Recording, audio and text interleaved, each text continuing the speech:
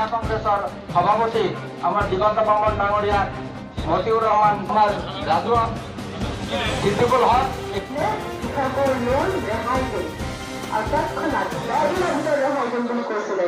কিছুমান ৰাজ্যতো 3 দিনৰ ভিতৰতে ৰেহাই দিছে। গতিকে তেখেতে এনেকুৱা এগৰাকী নেতা যি কথা দি কথা ৰাখে। আমি ধৰ্মক লৈ ৰাজনীতি নকৰো, কিন্তু আজি যি শাসনত বহি আছে, আজি যি শাসনৰ গাদীত বহি আছে, তেওঁলোকে ধৰ্মক লৈ ৰাজনীতি কৰে। তেওঁলোকে মানুহক বুলি নাভাবে, মানুহে মানুহক বুলি নাভাবে। তেওঁলোকে ভাষাক লৈ ৰাজনীতি কৰে।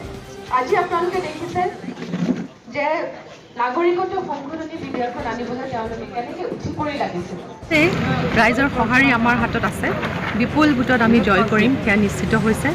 আৰু আজি আমি বৰক্ষেত্ৰীত পদাৰ্পণ কৰিছোঁ।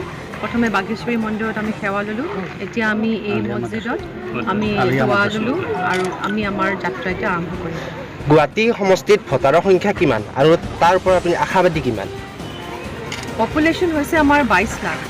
গতিকে সেই পপুলেশ্যনৰ আমাৰ যিখিনি মানুহ আছে, বিভিন্ন সমষ্টিত বিভিন্ন সমস্যা আছে, কিন্তু আমি অকল সমস্যাৰ কথা লৈয়ে আগবাঢ়ি যোৱা নাই। আমাৰ বহুতো পৰিকল্পনা আছে। বিভিন্ন আমাৰ যি সমষ্টি আছে, সমষ্টিৰ স্ক'প আছে ডেভেলপমেণ্টৰ কাৰণে। সেই ডেভেলপমেণ্টৰ কাৰণে আমি বহুতো কাম কৰিবলৈ আমাৰ পৰিকল্পনা আছে। সেই পৰিকল্পনা লৈয়ে আমি আগবাঢ়ি যাম।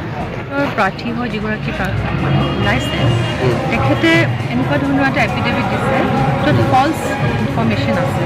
ফল্ছ ইনফৰ্মেশ্যন দিয়া মানে এইটো বুজায় যে তেখেতে পঢ়ি পেলাই দিয়া নাছিল নেকি। মই এইটো প্ৰশ্ন কৰিছোঁ। মই কোৱা নাই যে তেখেতে মোৰ বয়োজ্যেষ্ঠ, মোতকৈ ডাঙৰ বয়সত মই ক'তো মন্তব্য কৰিব খোজা নাই। কিন্তু তথাপি আজি তেওঁ সংসদৰ পদৰ কাৰণে মনোনীত কৰিছে। এখন এপ্লিকেশ্যন যদি পঢ়ি নাচায়, ফল্ছ নে ট্ৰু তেখেতে চাইন কৰে, তেতিয়াহ'লে তেখেতে বহুত ডাঙৰ ডাঙৰ কাম কৰিবলৈ বাকী আছে। কিন্তু মই ভাবোঁ যে এইটো খুবেই দুৰ্ভাগ্যজনক। তেখেতে কৈছে এতিয়া যে এইটো ফল্ছ হয়, মই ভুল।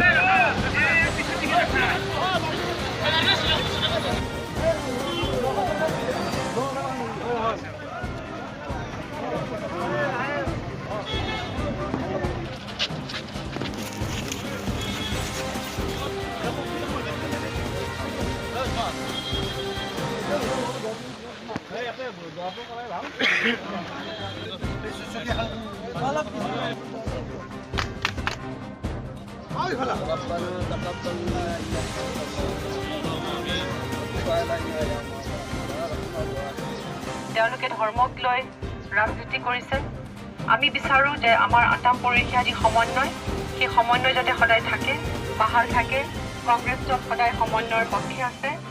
সকলো ধৰ্ম, জাতি, ধৰ্ম নিৰ্বিশেষে সকলোকে শ্ৰদ্ধা কৰে।